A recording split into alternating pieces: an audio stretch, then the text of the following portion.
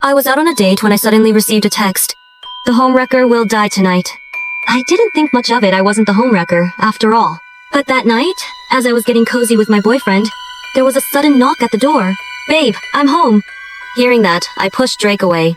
I still had his kiss marks on my neck, and I was shaking in shock. You lied to me. I pointed at him. You have a wife? His expression became slightly unnatural, but he tried to placate me.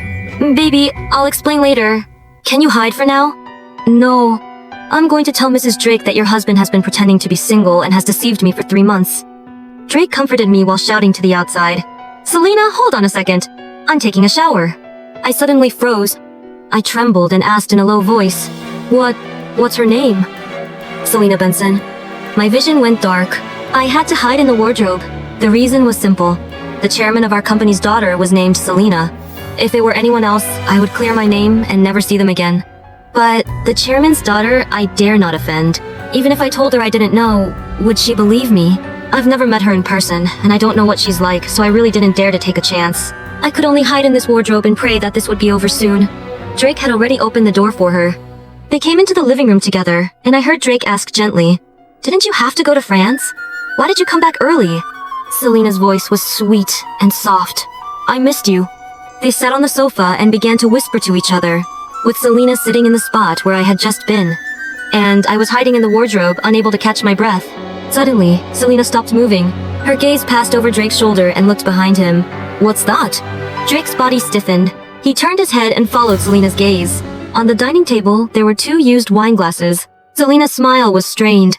She said, Sweetie, didn't you say you were home alone tonight?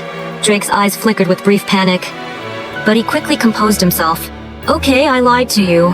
Mr. Suarez from Prevailing Tech came by. He wanted me to start a business with him. I know you've always been against it, so I didn't dare tell you. Selena chided. President Zhang is totally unreliable. If you really want to start a business, I'll talk to Dad and get you better resources. Drake pulled Selena into his arms and laughed. I'll do whatever you say. I won't deal with him anymore. After a moment of intimacy, Miss Selena got up to make Drake some chicken soup. It had to be said that she really loved Jerkia billionaire heiress, willing to cook for him with her own hands. While making the pear water, Selena picked up the wine glasses from the dining table. Her hand paused. One of the glasses had lipstick marks on it. Selena's gaze began to scan the room. For a moment, I felt like she was looking in my direction. But perhaps it was just my imagination, because in the next instant, Selena looked away. She brought the chicken soup to Drake. Drake finished the chicken soup. He leaned back on the sofa and fell asleep. Time ticked by, and I grew anxious.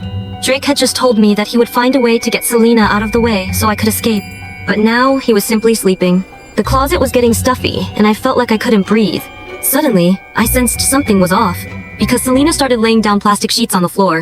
Then she put on rubber gloves. After that, she picked up a knife. She cleanly chopped at Drake's neck.